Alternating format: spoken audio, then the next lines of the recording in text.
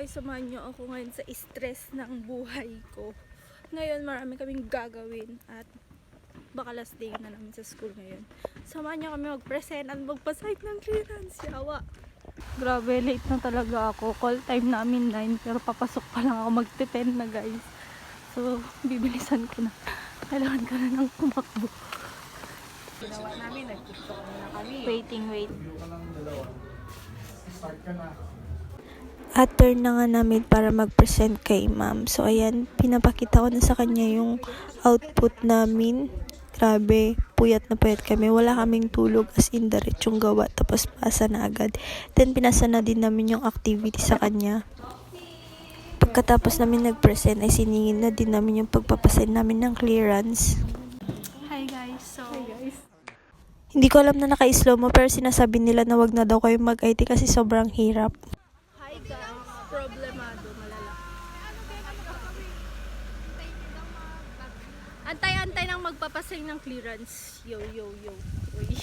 Habang naghihintay kami ulit ng pagpapasenan namin ng clearance, ay ginawa namin muna yung QM namin, tinapos namin yung pagtatali namin kasi hindi pa namin tapos magpe-present na kasi kami ulit. 11 o'clock a.m. Stress.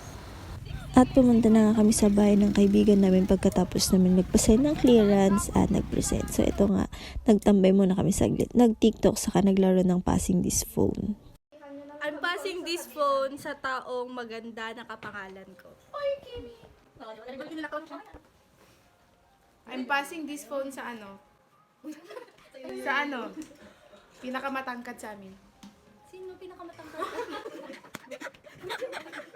I'm passing this phone to yung kumakain lang sa pulutan.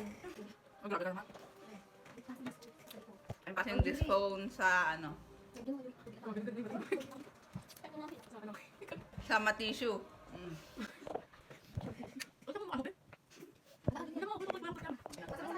I'll passing this phone sa katabi ko. I'm passing this phone sa katabi ko. I'm passing this phone sa may-ari ng phone. O, tapos na.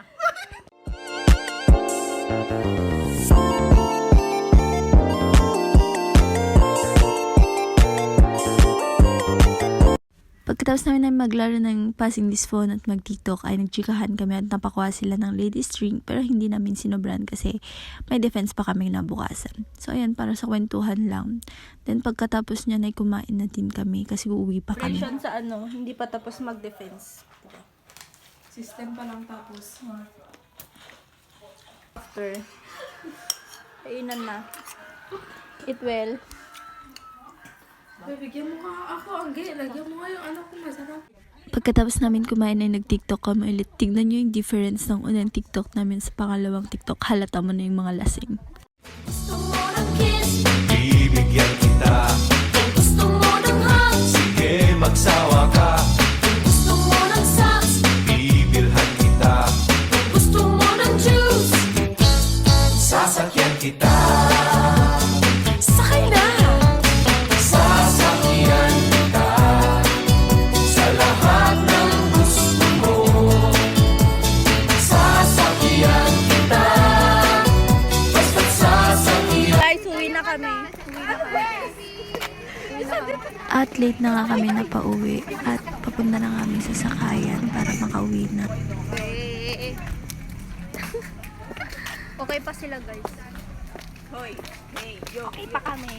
Okay pa sila guys. Hindi pa kami lasing. Hindi na okay yung dalawa. Ito guys, ito. Hindi na okay yan. Kaya pa, Ano, hawakan mo ako. Kaya pa. Hawakan mo ako tong Dito ko na nga din tatapusin tong video na to kasi sobrang haba na. Salamat sa panonood sa uulitin. Paalam!